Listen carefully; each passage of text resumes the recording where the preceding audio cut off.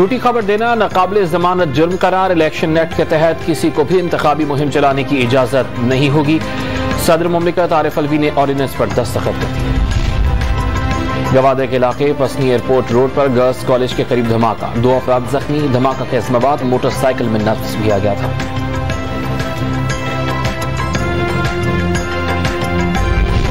सिंध हुकूमत का कराची में सेफ सिटी प्रोजेक्ट 1 से 1.5 माह में शुरू करने का ऐलान। गैर कानूनी तामीरात के खिलाफ कार्रवाई का भी फैसला।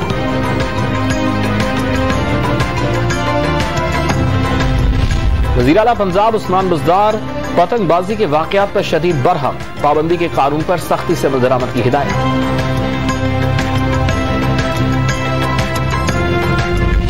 और पाकिस्तान मैरीटाइम सिक्योरिटी एजेंसी की खुले समुद्र में कार्रवाई। पाकिस्तानी हुदूद में शिकार पर 31 भारतीय माहीगीर गिरफ्तार।